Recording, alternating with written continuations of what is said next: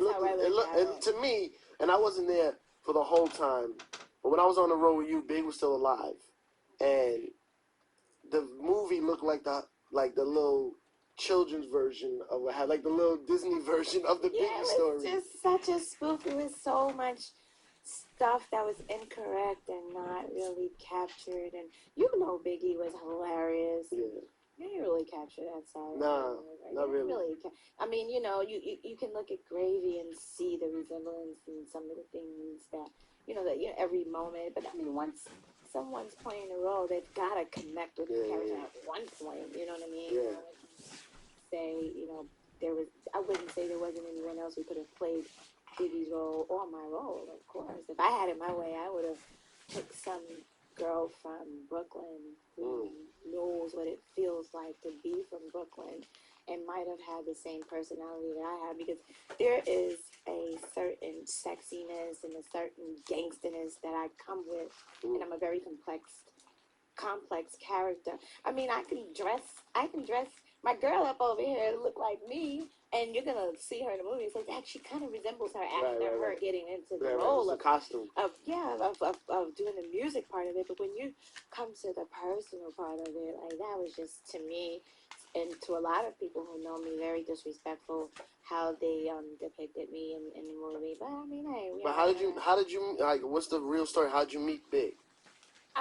Well, the funny thing is, which they probably didn't either, which they didn't, but we lived on the same block. So I would walk to go see Caesar's sister, who was my best friend at the time, all the time. And Big used to always see me, and he would say that, I would love to have a girl like you, stuff like that. And I would smile and keep walking. My brother, who is here today, Big Poe in the building, he, and Fendi, we all came up in that era. It's like, if you knew Big, you knew him, and, he was always kind of, like, funny, so he was always making friends, even back then. Right, so it was like a neighborhood thing. It wasn't like one day you met. No, like, he was just always around.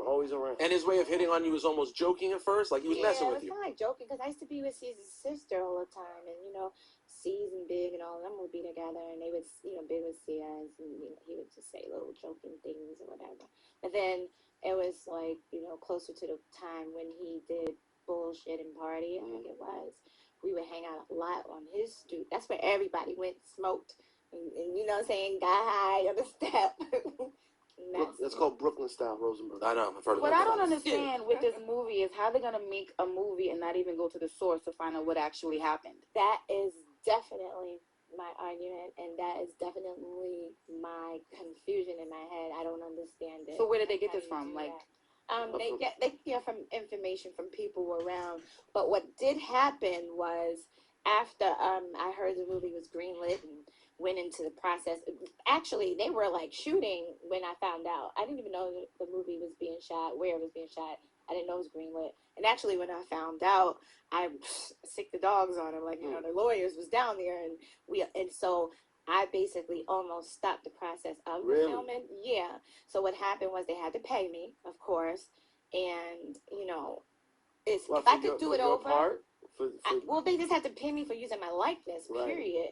But if I could do it over, I probably wouldn't have accepted the money, or I just at the time I looked at it like, whatever, it's already going in process. It's a Biggie thing, whatever. Hopefully they'll do the right thing. Right, because you still would want the world to know the story. You didn't know it would come out so bubblegumish. Yeah, and I didn't know that they were gonna stretch and tell lies and stretch the truth and stuff. Would have been better. Honestly, probably would have been better and much less cheesy as a really well done documentary, because so many people are still around who could tell the story accurately. Exactly, like, but it's cheesy to have them playing themselves too. So what you do is you make a really well done, thorough documentary. It wouldn't have been as sexy. It wouldn't have made as much money. Right. It would have been like a more independent project, but it would have been the actual story. It would have been the truth. A lot of things weren't in there. A lot of things. So you get down. So then.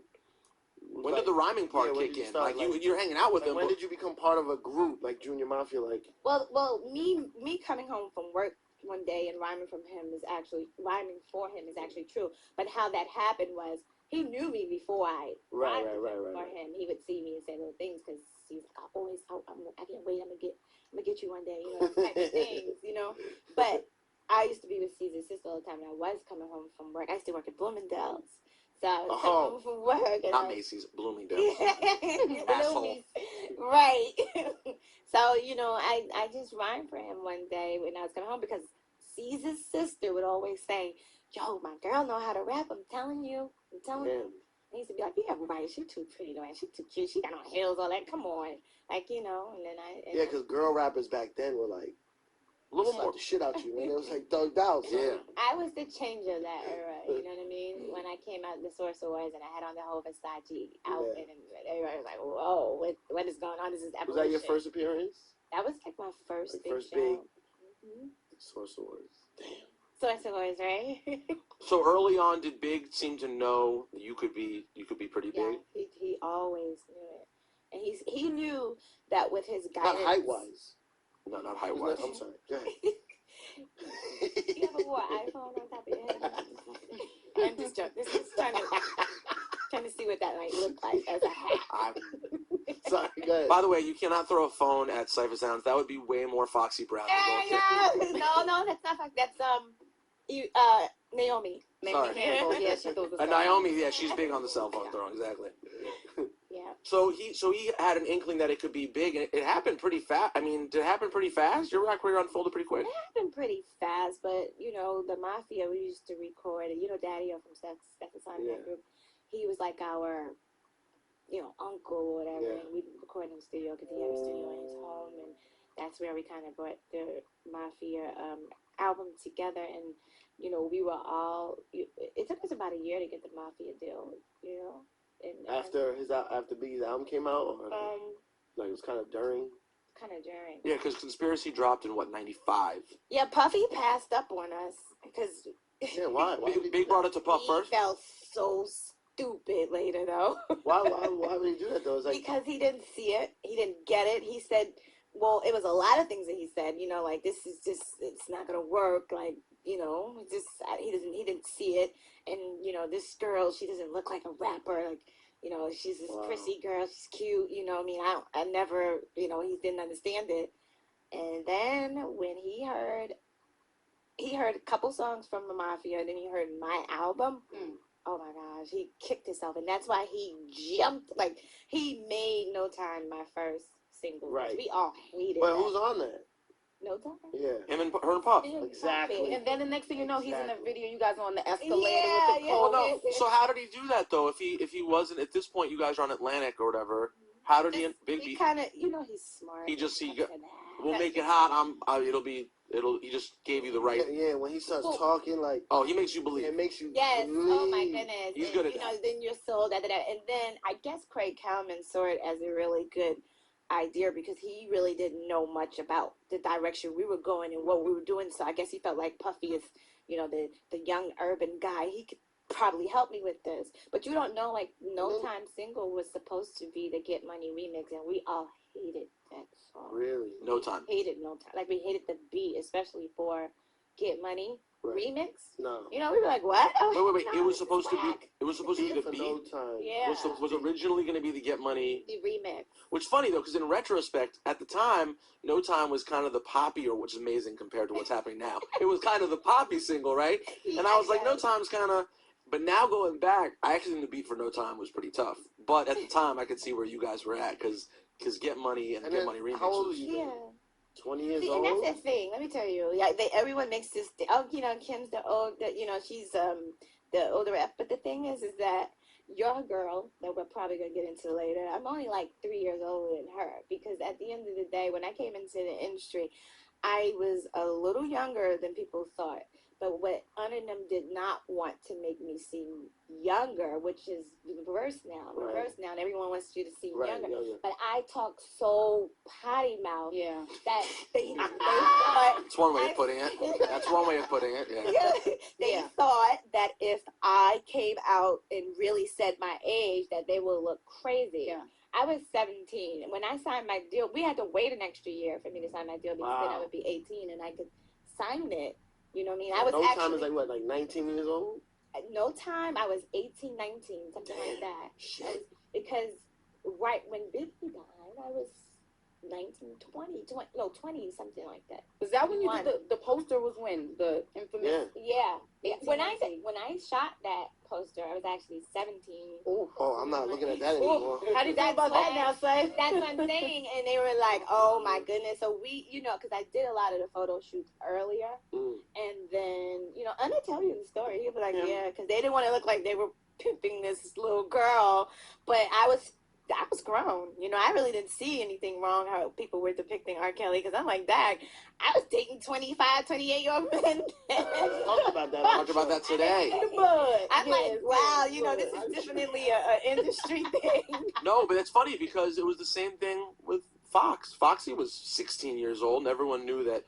I'm not I think she was like 15. 15, 16 years old. And everyone knows she was fucking with rappers at that time. Like, everyone knows that. Without naming names, we all know those stories to be true. That's crazy. Yeah, Sidebar. if I was 18, then she was probably 2 years younger than me. Sidebar real quick. The famous picture where you're squatting down. Is there something stuffed in the front of that bikini? Oh my God. Oh my God, sir. What do you imply? No, people have wanted to know that for years. Do you want to see? I should only see if you're going to do something with your mouth. I heard that. Now you're talking. Now you're talking reckless. I'm a vaginitarian, Kim. That's all I eat. Her brother's here right now. This guy. And Bendy's here. Bendy's not having it. He's got on a DST belt. That belt right there has like, turns into things, It's got really weird. Hey, answer that phone. See who it is. Someone calling. Hello, we're in an interview. Who is it? Yeah, crazy. Yeah, so. Oh, hi, Ebro. Hi, Ebro. So anyway, okay, none stuffed in there. People just wanted to know. So anyway, boom. So, but I know somebody who did stuff theirs. Who? We'll get to that. Innuendo. Is that something people do to make their vajayjay look fatter? Yeah, Ebro said sorry about the confusion. He said it's No, tell him no problem. Tell him to not please call during my fucking Actually, it interview. didn't even look like Tell him, but I would now have. He brought up some old shit. I was going to say, I would have appreciated some lunch, like some Caesar salad or something. Caesar salad. We're getting all that. Caesar salad! Tell him it's all good. So boom. So now it's 95, 96. Right now, 95. Junior Mafia album comes out. You go on the road. I heard so many stories about these days. Hilarious. Why? C's yelling at some white baby on a plane and shut your white baby up. I've heard that story. Shut that white baby up is my favorite story of all time. And I thought, but I hate. See, you gotta understand. Like, I hated those things that they did. I didn't. You're the only girl. How many dudes were on the road? Like 15 people? Like yes, we were going to Atlanta. Casey and Mary's in the front. This is the funniest trip. Casey and Mary's in the front. They're arguing. That's all they did. Fighting and arguing. And then the next thing you just hear something that sounds like an apple. Bow! Mary punches Casey in the face on the plane. And then it's like, oh my goodness. So, everyone's trying to calm that situation down. That calms down. Next thing you know, you just hear C's in the back. I don't give a fuck about that baby. Fuck that baby. What? I didn't hit no fucking baby in the head. But he really did. I mean, he's coming down the aisle. It's not funny, Zayda. I was so mad at him. I hate that. Like, this is really just ignorant. It's stupid. It's whack. He's got his bag on his shoulder, and he's just drunk. He's drunk. On the plane? Yes. So he's running through the aisle because he had an argument with one of the flight attendants because this lady got on the plane and she was very disrespectful. I must say that. She was sitting next to him and she just threw her bag, and she was just having a bad day, and she threw her bag across Caesar's head, which was very disrespectful, because if you're sitting next to someone and you're sitting in a window, you do it to the window seat. Yeah, you say excuse me, and she's pushing him. She didn't even say excuse me to get to her seat. Yeah, and you already know, like, if you're on a plane, your knees are like this. Yeah, to the back of the seat. So he was like, "Yo, what the fuck's wrong with you, lady?" You know. And so she was like, "What? I'm having a fucking bad day. Don't fucking talk to me." And, she just happened to be a white woman. I was just about to ask you that. Yeah, was she a white woman talking reckless like Fox. that? Being disrespectful. Hey, on a plane. Fox, to the rescue. And so he's walking down the aisle with his bag on But he his was getting shoulder. kicked off, right? Yes, and all you see is all the red jackets coming, and they're like, "Oh, sir, you're gonna have to leave now," and blah blah blah blah. Blah. And then Al jumps up, and this person jumps up, and then he's arguing with the lady, and then she's like, "You know what? You can go too." So he goes, but Big is in the front. He's sleeping. I heard Big went like this. This is what I heard Big did. He did. Let me tell you what he did. But for those of you listening, he put his hat over his face while he was sleeping. I don't even remember if he had on a hat, but he did swoop back down to his feet, and he does this thing with his fingers when he don't want to pay attention. He's like, well, I run to tell Big. I'm the one because I'm like, yo, guys getting kicked off the plane. I'm always the rider. What we gonna do? We getting off or blah, blah, blah. He said, you go sit your ass back down. We going to Atlanta. I don't know what the fuck they doing, but we going to Atlanta. So I was like, okay, I'll go tell them. So I went back and I'm trying to tell them, but Caesar's in the middle arguing and they're just throwing out. And it's just ridiculous. So I sat my ass down and So. Good old days, man. Yeah, the good old days. Big sounds like he was a pretty chill guy from all descriptions. Oh my gosh, he was the funniest, the chillest, but he could be a monster. I mean, I think that's what everyone has, a side to them that you just probably wouldn't like if you see it. I don't think that makes. That's what 95. So Big was what 22. She's young. I'm saying we think back to us. Biggie's iconic, right? Yeah. He was a 22-year-old kid when he won. Actually, when he because when he died, he was going to be 24. 24. Right. He was going to be about to be 24. Oh yeah, that's right. Yeah. His birthday's like the 27th. In May. And he died in March. Yeah. So he was only 23 when he died. That's insane. Yo. When you think about that, it's iconic, and he's just a kid, right? And you think about it, and Pac was 25. These are people that we put up on this pedestal, and then you look back, you're like, oh my god, how did they do that? They accomplished so much. They were kids. You meet them now, and you'd be like, you're a kid. Get out of here. Yeah, right. If they weren't iconic people, they'd be like, yo, park my fucking car, go grab my bag. What are you doing? You're a kid. And these guys were icons. Yeah, that's crazy. But what's so amazing to me is that they're icons, but you're still here to tell the story, to share the memories, and to do more and bigger and better stuff. That's why I'm so important. I'm a necessity in this game. Like I'm gonna do some things. I'm very spiritual. So always.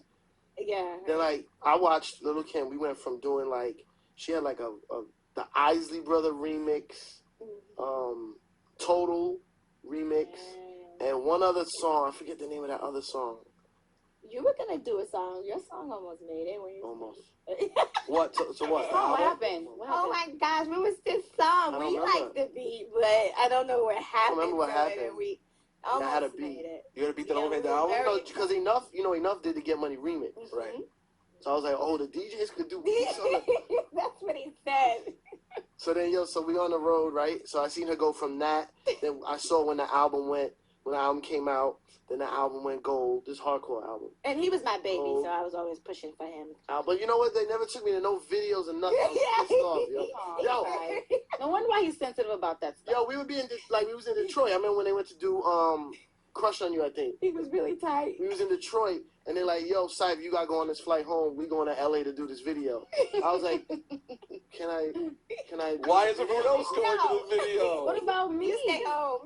No, because it was it was different than they already had so many people on the road with them. They didn't need the DJ. Yeah, you weren't needed. That was a lot. So we went to, then I seen the record go gold, then the record go platinum. I'm like, just living through it. Just seeing everything change. Us going from vans to planes, first class, bigger pickups at the end of the night. Are you so silly? Then we went to, remember we was in North Carolina. And I flipped the table over. Yo, we was in North Carolina. There's these promoters, they always used to be in the tunnel. And they did a show in North Carolina, the Twins. I think I told you this. Mm-hmm. We did the show. The DJ booth was way in the back of the room. I go to set up the DJ booth, and a riot breaks out. Right, Kim's backstage. Everyone's backstage. A riot breaks out, fighting, punching, everything. Guns. So I was like, I'm going to go backstage. I go through the riot, sneak through, go backstage. And Kim is just like, yo, let me at it. They were keeping her in there so the trouble would die down. They wanted me to go on stage and perform still. Oh, no, they want you to go calm the crowd down. She's like, no, we out of here. So she starts screaming. Everybody's like, Kim. She fucking flips the table over. Everything just went quiet. They didn't have the rest of our money. Oh, they didn't have the money? Remember? No, I didn't know that part. Oh yeah, they did not have the restaurant money. And I was like, what? Oh, they didn't have the That's dough. why they were trying to keep you back there, and that's why the riots broke out. Yeah, isn't that how the riot started? Was that Kim wasn't going to go on? Wasn't that what happened? Yeah, are you kidding me? I don't play when it comes. I learned this. No, from what I learned, from what they taught me, Big said, no dough, no show. I was like, guys, we're here. Let's just do the show. And they're like, no, we don't have the back end. I'm like, well, we got the front end. Let's do the show. They were like, yo, shut this nigga up, yo. No dough, no show. Yo, to this day, I live by that. Exactly. To this day. Yeah. I mean, things are different now. Like, I don't get on a plane till all my money's in the pot. But, but back then, you grinding, you got to do pickups, unfortunately. And I didn't know what I know now, which is you don't even leave a hotel till you get that money, So, yeah, so then, right, so I'm on the road with Kim. C's is on the road with us. We land in, I want to say Virginia or something like that. C's gets a call. Biggie's in LA, and he wants him to go out there with him. So you like, how you gonna leave? We about to do a show tonight. He was like, yo, Big wants me to go. So C's left. 2 weeks later, Biggie got killed. I was like, I didn't hear from them. I didn't hear from you for like months. Like, you just stopped everything. It was horrible. Were you in the middle of working still? Were you like... I was, I was trying to get to LA so bad, and for some reason, at that point, I was hot. I was the hottest in the MAFIA. Yeah. So he wanted me everywhere. So it was weird because any other time, I'm like, I want to go. He'd be like, come on. He'd send for me because I had my own album to promote. And so any other time, he would send for me. I mean, he used to the point where he would cancel my shows for me to come with him. Yeah. So I was like, it was so weird because this one time he was like, no, you are not coming out here. And I mean, we were in a relationship, so all other things were flying. Oh, what the fuck? Who you got out there? What the fuck? So, I mean, but I guess spiritually looking back now, there was a reason why. But he was like, I guess from what I overheard back in the day, like he wanted you to be your own artist, not Biggie's artist. So don't always be under him. Go do your own thing. Yeah, but then when I got hot, all that went out the window. It was like, nah, you got to come with me. You coming with me everywhere. And so that's why at that point I didn't understand because he wanted me everywhere. But that one time, and he was like, no. And I would every day I would tell him, I'm gonna get on the plane. I'm gonna get my own flight. He'd be like, yo, if you come out here, I swear I will make sure all the security. I will make sure that they take your ass all the way back to New York. So, I mean, I guess spiritually looking back, there was just no way I could have. Did you guys go any, like, long periods without talking when he was married and stuff? Did we go long periods? Yeah, or did you still communicate all the time? Like, the movie kind of depicts, like... I would be in his house a lot. We didn't really... Only time we went with long periods is when we fought about other girls and things like that and other stuff. Or if we fought about music, because we were in the middle of an ugly, me and Snoop Dogg were really, really close when all of that East Coast, West Coast thing and Tupac and Biggie thing was going on. We were like, fuck that, like, we're going to remain as neutral as possible and we're going to always remain friends. Me and Snoop were really, really close. We were really good friends. And Snoop was going on this tour and he wanted me to go on a tour. And Biggie and Puff found out about it and they were angry. Oh my gosh, they was angry. And I was like, Puffy wants to pay me $3 a day. Snoop's giving me $30 a day. What would you do? Right. I mean, 30,000. So I'm like, you want me to take $3,000 and he's giving me 30 grand at the time. That was really the actual number. Wow, that's literally the number. Puffy didn't even want to give me, like, he was like, all right, well, because I'm high. Like, wow, it's fucking, it's moving. It was hot. Are you kidding me? You want me to do Also, that's how you learn how to pay me so little. You shut the hell up. Get out of here. I paid you good. There was everybody else who wanted to do dirty, but me, I'm like, okay. See, I don't believe in doing what other people do to you. That's just like bad karma. Yeah, because a lot of people, the treatment that they got at the radio station, for example, Uh-oh. they then throw that on everyone else who comes in. Oh, yeah, see? That's so horrible. Like, for example, a previous DJ, let's call him, I don't know, Funkmaster Flip. He used to treat me like shit. I'd have to go buy him toilet paper and cottonelles and shit. So now when I have a new intern, I'm going to physically assault him, throw him into the window. Shame on you, Funkmaster Flip. Yo, and then, like, I was telling you this, like, all the shit that happened with Tupac, right? Like, I was, you know, an underground New York DJ, so I was on my East Coast shit, right? I was on my East Coast shit. And then one day we go on the road, and Lil C's and Junior Mafia is playing Makaveli album. And I was like, what? Why are you playing this? I'm like, C's, listen. He's going to diss you right here. Listen. See that? He just said your name. He said, I'll cut your little ass up. Why are you listening to it? They're like, yo, you fuck with Duke's music. And I was like, oh! We always did. Always. I mean, I remember this clearly. And, I mean, I never actually went over to down the street. But, you know, I saw it.